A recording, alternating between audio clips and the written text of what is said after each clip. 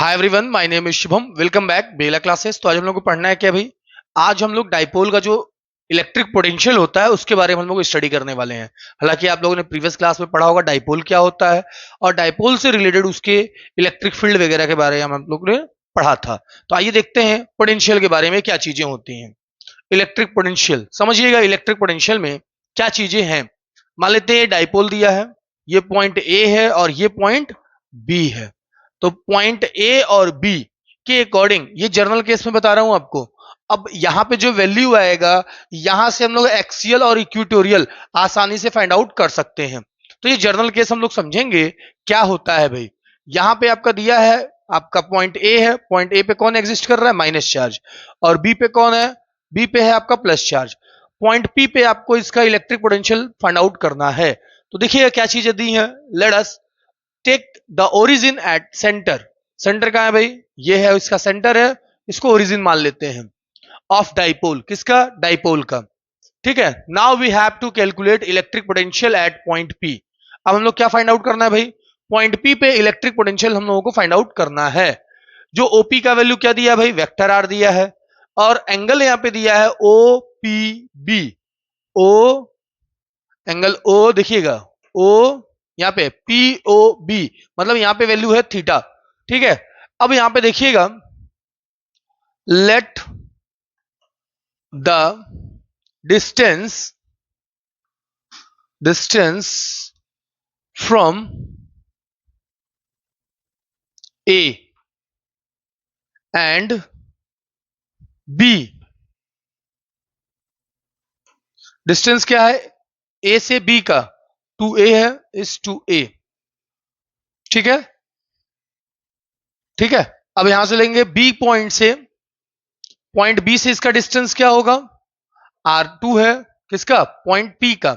B से P का distance कितना है? R2। और A से कितना डिस्टेंस है? Vector R1। क्लियर है? अब हम लोग इलेक्ट्रिक पोटेंशियल किसके क्रॉस लेते हैं? ए के क्रॉस। तो भी A इज इक्वल टू आपका क्या होगा? -1/4πε0 R1। ठीक है। एंड V2 क्या मिल गया? V2 क्या हो गया आपका?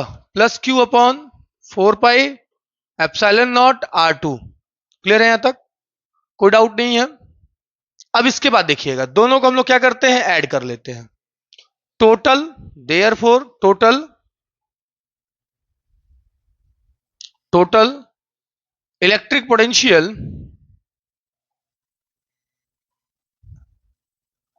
एट पॉइंट पी, देन क्या होगा? V net is equal to V A plus V B. तो जब आप लिखोगे तो क्या आएगा यहां पे? वी ए की जगह पे -Q/4πε0 R1। और यहां पे क्या होगा? Q/4πε0 R2। कॉमन हो गया आपका, क्या होगा? Q/4πε0 कॉमन हो गया, -1/R1 प्लस 1/R2। क्लियर है? अब यहां से देखिएगा क्या लिख सकते हैं हम लोग। देखिएगा, लिख सकते हैं, एलसीएम लेंगे हम लोग। Q/4πε0 ऊपर लिख सकते हैं हम लोग R1 minus R2 upon R1 R2। दोनों का हम लोग एलसीएम लेंगे तो यहां पे क्या हो जाएगा? R2 माइनस में कौन होगा? R2 प्लस में कौन होगा? R1। इतना पहले आप लोग नोट करिए, फिर आगे हम लोग देखते हैं भाई क्या चीजें हैं, इनकी वैल्यू क्या होती है इस फिगर के अकॉर्डिंग। ठीक है। तो फिगर के अकॉर्डिंग जब हम लोग लेंगे, नाउ ट्रायंगल, देखिएगा ट्रायंगल कौन सा? BOP। तो BOP के अकॉर्डिंग जब लेंगे तो चलिए, हमने क्या किया, इसको इक्वेशन 1 एज्यूम कर लिया है। ठीक है। जब इक्वेशन 1 एज्यूम कर लिया, अब इसके आगे देखिए हम लोग क्या प्रोसीड करने वाले हैं। सबसे पहले हम लोग R1 का और R2 का वैल्यू फाइंड आउट करेंगे, लेकिन यहां पे हम सबसे पहले किसका निकालते हैं? R2 निकाल लेते हैं। तो हम लोग ट्रायंगल लिखे हुए हैं, नाउ ट्रायंगल BOP क्या हो जाएगा? R2 का square is equal to R square plus a square minus 2ar cos theta होता है। ठीक है, आर स्क्वायर को कॉमन लेंगे हम लोग, आर स्क्वायर कॉमन हो गया, 1 plus a square upon r square minus 2ar r square cos theta. देखिए, जो a square upon r square है बहुत ही छोटी वैल्यू है, इसलिए हम लोग नेग्लेक्ट कर देंगे इसको, ये नेग्लिजिबल हो जाएंगे। ठीक है, तो यहां पे क्या बचा, are square 1 minus 2ar, are तो हट जाएगा, बाई आर हो जाएगा कॉस थीटा। ठीक है, तो R2 का वैल्यू लेना था हम लोगों को, स्क्वायर है ये, तो R2 इज इक्वल टू क्या हो जाएगा, ये R होगा 1 माइनस 2ar अपॉन, सॉरी एक R होगा, सिंगल R होगा, यहां पे R नहीं होगा, कॉस थीटा का होल पावर कितना हो जाएगा 1/2। क्लियर है यहां तक। अब सिमिलरली लिख के हम लोग R1 का वैल्यू लिखेंगे, बट साइन क्या हो जाएगा, चेंज हो जाएगा। Similarly R1 is equal to R, यहां पे क्या होगा 1 प्लस AR, बार बार मैं R लिख रहा हूं, बाई R होगा कॉस थीटा, होल पावर क्या होगा 1/2 होगा। ठीक है, अब आते हैं वैल्यू पुट कर देते हैं, 1/r और उसका V net is equal to क्या हो जाएगा, Q upon 4 pi epsilon nought 1 upon R1, 1 upon R1, तो 1 अपॉन, सॉरी पहले R2 लिखेंगे, प्लस नहीं माइनस होगा, 1 अपॉन R1 होगा, ऐसा लिख सकते हैं हम लोग। तो लिखेंगे आप putting the value of R1 and R2 in equation number 1, तो 1 upon 4 pi epsilon not, 4 pi epsilon not R1 और R2, पहले R2 लिखेंगे तो क्या होगा, देखिएगा अगर उसका रेसिप्रोकल हम लोग करते हैं तो कैसे लिखेंगे, ध्यान दीजिएगा, 1 अपॉन R1 का वैल्यू मैं ऊपर इरेज कर रहा हूं, ध्यान देना भाई सभी लोग, मैं इरेज करके यहां पे सॉल्व करूंगा ताकि आपको अच्छे से क्लियर हो जाए। ठीक है, और ये आप क्लियर होगा ये कहां से आया है, R1 और R2 का वैल्यू आप लोगों ने क्लास 11th पढ़ा होगा, वहीं से ये वैल्यू निकले हैं। ठीक है, तो 1 अपॉन R2 अगर हम लोगों को लिखना है तो कैसे लिखेंगे, 1 अपॉन R, ठीक है, 1 अपॉन R ब्रैकेट में 1 minus 2a upon R cos theta, power क्या हो जाएगा 1/2, तो इसको लिखेंगे हम लोग R, काम करिएगा, हाँ ठीक है, R की पावर -1 होगा, 1 माइनस 2ar अपॉन, यहां पे R नहीं होगा भाई, बार बार R में लिख रहा हूं, कॉस थीटा -1/2। ठीक इसी तरह से किसका लिखेंगे हम लोग, 1/R1, तो 1 upon R 1 plus 2a upon R cos, power क्या हो जाएगा 1/2, ये ऊपर जाएगा तो पावर क्या हो जाएगा, -1 है, 1 plus 2a upon R cos theta power 1/2। Clear है यहां तक। अब डाटा यहां पे फिट कर सकते हैं डायरेक्ट, ये क्या हो गया आपका R स्क्वायर, सॉरी R की पावर -1, और यहां पे क्या आएगा आपका 1 minus 2a upon R cos theta का power whole power 1/2 minus R की पावर, एक काम करिए जो पावर R है उसको अपॉन लिख दीजिए, अपॉन R। ठीक है, यहां पे माइनस होगा बीच में, ये 1 plus 2a upon R cos theta का पावर -1/2 अपॉन R। क्लियर है यहां तक, सबको क्लियर है यहां तक। अब आगे देखिएगा, यहां तक तो क्लियर हो गया होगा सबका, 1/R2 और 1/R1 का वैल्यू हमने फिट कर दिया। ठीक है, अब यहां से क्या करेंगे, R को हम कॉमन ले लेते हैं, तो क्या लिखेंगे हम लोग, ध्यान दीजिएगा, ये नोट जरूर करिएगा आप लोग, ये चीजें मोस्ट इंपॉर्टेंट होगा आपके लिए।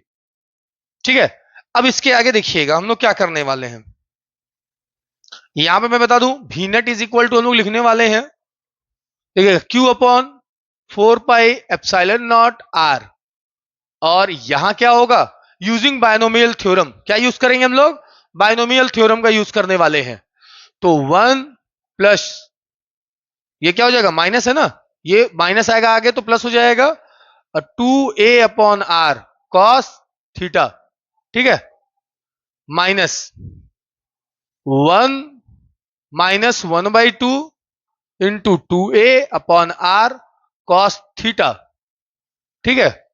तो 2 से ये 2 कैंसिल, यहां भी 2 से 2 कैंसिल, ठीक है। तो क्या लिखेंगे हम लोग, Q/4πε0r।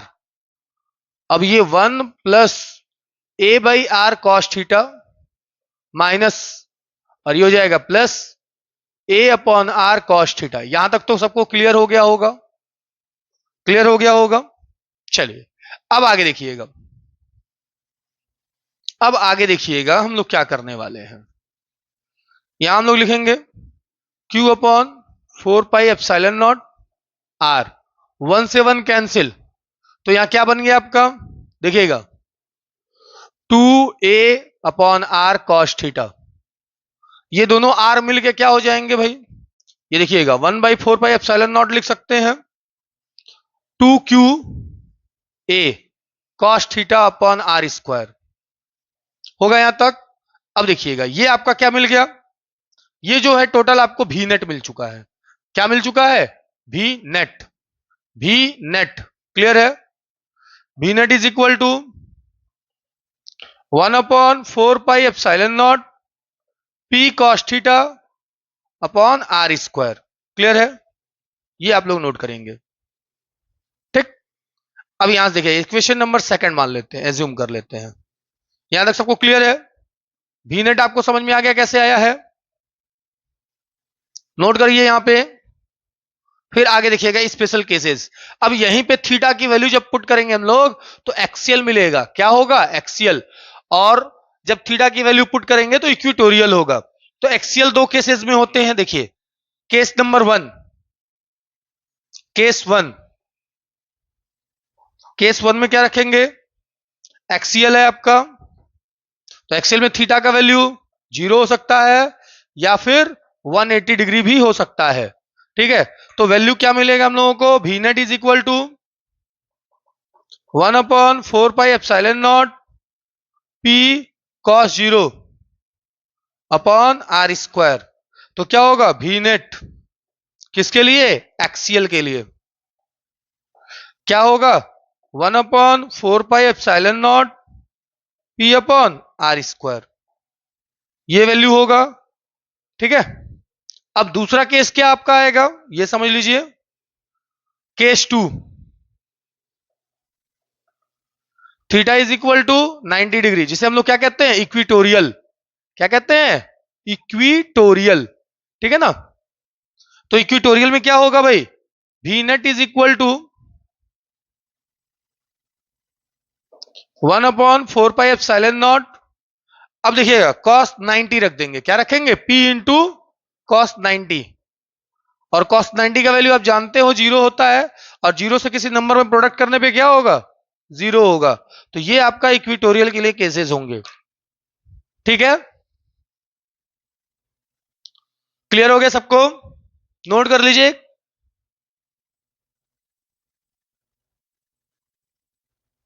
ओके, स्क्रीनशॉट ले लीजिए भाई जल्दी से, फिर आगे हम लोग प्रोसीड करते हैं इसे।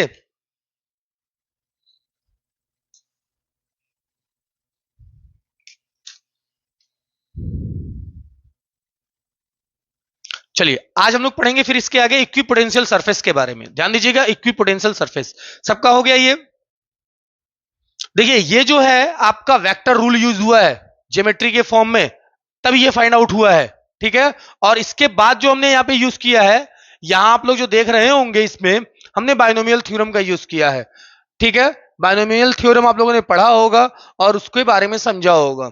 चलिए इसको देख लीजिए, एक बार मैं लिख भी देता हूं, देखिएगा क्या होता है। यहां देखिए, अगर x की पावर a और ये क्या है, a प्लस एक्स की पावर n है, तो लिखेंगे कैसे, x मान लीजिए क्या होगा, n a हो जाएगा। मान लीजिए अगर ये n का वैल्यू, मतलब कहने का मीन्स ये है बहुत ही स्मॉलर है, तो आगे के नंबर को हम लोग क्या करते हैं, नेगलेक्ट कर देते हैं। क्या करते हैं हम लोग, आगे के नंबर नेगलेक्ट कर देते हैं, ठीक है।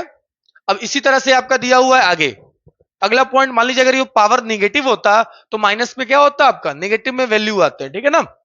नोट कर लीजिए सब। अब आते हैं हम लोग इक्वी पोटेंशियल सरफेस पे। मैं इरेज करता हूं और लिखता हूं, पहले उसको समझेंगे फिर लिखेंगे, ठीक है ना। इक्वी पोटेंशियल सरफेस के बारे में क्या होता है इक्वी पोटेंशियल सरफेस।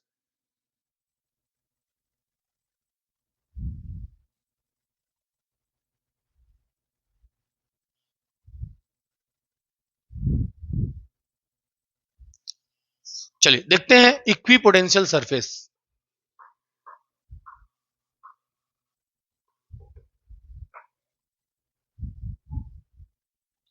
मान लीजिए अगर कोई सरफेस है, मान लीजिए कोई चार्ज है, ठीक है। अब उसका जो पोटेंशियल सरफेस होगा वो कैसा होगा, सभी जगह इक्वल होगा, सभी एरिया में कैसा होगा, इक्वल होगा, ठीक है। हर डायरेक्शन में अपना परपेंडिकुलर चीजें, मींस क्या, परपेंडिकुलर ही पोटेंशियल वो दिखाएगा। यानी सरफेस से कैसा होगा, वो हमेशा पोटेंशियल में हो, मींस क्या, परपेंडिकुलर होगा। समझ रहे हैं ना। तो कोई भी अगर सरफेस होता है उस पे हमेशा परपेंडिकुलर ही रिप्रेजेंट होता है, इसी को हम लोग क्या कहते हैं, इक्विपोटेंशियल सरफेस कहते हैं। बात समझ में आया। चाहे वो जिस शेप में हो, अगर किसी भी शेप में होता है, वो उसका सरफेस का जो पोटेंशियल होता है हमेशा क्या होता है, इक्वल होता है, सभी जगह बराबर होता है। बात समझ में आया। तो इसको लैंग्वेज के फॉर्म में हम लोग नेक्स्ट लेक्चर में पढ़ेंगे। आज के लिए इतना ही रखते हैं, मिलते हैं नेक्स्ट लेक्चर में। तब तक आप लोग इन चीजों का रिवीजन करें, जो मैंने अभी डेरिवेशन कराया है बहुत ही इंपॉर्टेंट है वो। और अगर वो आप प्रैक्टिस कर लेते हैं तो आप किसी भी एंगल पे उसका क्या निकाल सकते हैं, जो पोटेंशियल सरफेस था, मीन्स क्या कहने का मीन्स है, जो उसका पोटेंशियल जो था, मीन्स आप फाइंड आउट करते हैं, इलेक्ट्रिक पोटेंशियल जो है किसी भी पॉइंट पे आप फाइंड आउट कर सकते हैं। ठीक है, तो आज के लिए इतना ही, मिलते हैं नेक्स्ट लेक्चर में। तब तक आप लोग पढ़ाई करिए, बाय।